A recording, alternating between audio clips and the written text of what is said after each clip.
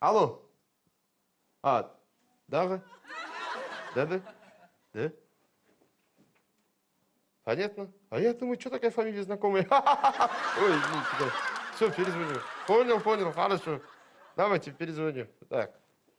Ну, если все понятно, то я настаиваю на штрафе. Подождите.